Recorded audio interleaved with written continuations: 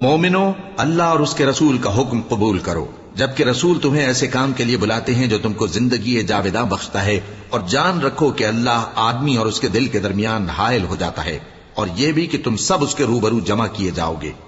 اور اس فتنے سے ڈرو جو خصوصیت کے ساتھ انہی لوگوں پر واقع نہ ہوگا جو تم میں گناہگار ہیں، اور جان رکھو کہ اللہ سخت عذاب دینے والا ہے۔ اور اس وقت کو یاد کرو جب تم زمین مکہ میں قلیل اور ضعیف سمجھے جاتے تھے اور ڈرتے رہتے تھے کہ لوگ تمہیں اڑا نہ لے جائیں، یعنی ختم نہ کر دیں، تو اس نے تم کو جگہ دی اور اپنی مدد سے تم کو تقویت بخشی اور پاکیزہ چیزیں کھانے کو دیں تاکہ اس کا شکر کرو۔ اے ایمان والو، نہ تو اللہ اور رسول سے خیانت کرو اور نہ اپنی امانتوں میں خیانت کرو، اور تم ان باتوں کو جانتے ہو، اور جان رکھو کہ تمہارا مال اور اولاد بڑی آزمائش ہے، اور یہ کہ اللہ کے پاس نیکیوں کا بڑا ثواب ہے۔ مومنو، اگر تم اللہ سے ڈرو گے تو وہ تمہارے لیے حق و باطل کا فرق ظاہر کر دے گا اور تمہارے گناہ مٹا دے گا اور تمہیں بخش دے گا، اور اللہ بڑے فضل والا ہے۔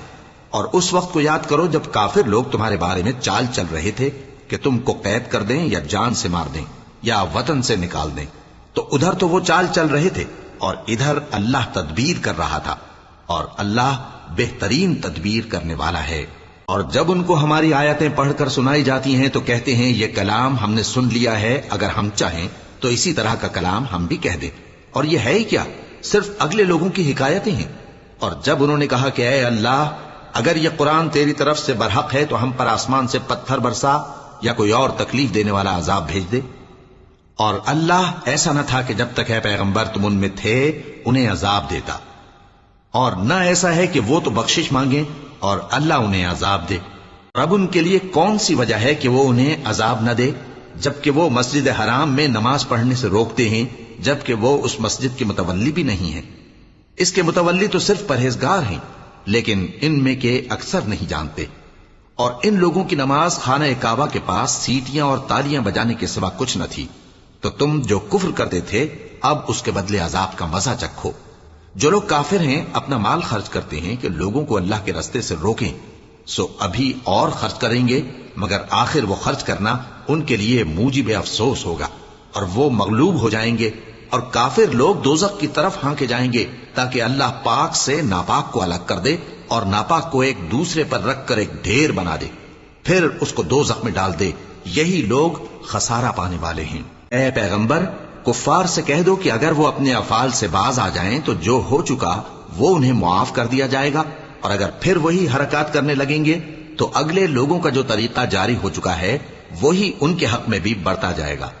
اور ان لوگوں سے لڑتے رہو یہاں تک کہ فتنہ یعنی کفر کا فساد باقی نہ رہے اور دین سب اللہ ہی کا ہو جائے۔ اور اگر وہ باز آ جائیں تو اللہ ان کے کاموں کو دیکھ رہا ہے،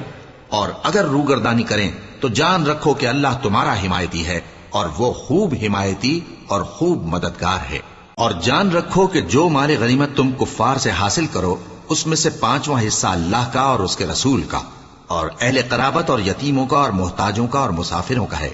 اگر تم اللہ پر اور اس نصرت پر ایمان رکھتے ہو جو حق و باطل میں فرق کرنے کے دن یعنی جنگ بدر میں، جس دن دونوں فوجوں میں مٹبھیڑ ہو گئی تھی، ہم نے اپنے محبوب بندے محمد صلی اللہ علیہ وآلہ وسلم پر نازل فرمائی، اور اللہ ہر چیز پر قادر ہے۔ جس وقت تم مدینے سے قریب کے ناکے پر تھے اور کافر دور کے ناکے پر، اور قافلہ تم سے نیچے اتر گیا تھا، اور اگر تم جنگ کے لیے آپس میں قرارداد کر لیتے تو وقت معین پر جمع ہونے میں تقدیم و تاخیر ہو جاتی، لیکن اللہ کو منظور تھا کہ جو کام ہو کر رہنے والا تھا اسے کر ہی ڈالے، تاکہ جو مرے بصیرت پر یعنی یقین جان کر مرے، اور جو جیتا رہے وہ بھی بصیرت پر یعنی حق پہچان کر جیتا رہے۔ اور کچھ شک نہیں کہ اللہ سنتا ہے، جانتا ہے۔ اس وقت اللہ نے تمہیں خواب میں کافروں کو تھوڑی تعداد میں دکھایا تھا، اور اگر بہت کر کے دکھاتا تو تم لوگ جی چھوڑ دیتے اور جو کام درپیش تھا اس میں جھگڑنے لگتے، لیکن اللہ نے تمہیں اس سے بچا لیا، بے شک وہ سینوں کی باتوں تک سے واقف ہے۔ اور اس وقت جب تم ایک دوسرے کے مقابل ہوئے تو کافروں کو تمہاری نظروں میں تھوڑا کر کے دکھاتا تھا اور تم کو ان کی نگاہوں میں تھوڑا کر کے دکھاتا تھا، تاکہ اللہ کو جو کام کرنا منظور تھا اسے کر ڈالے،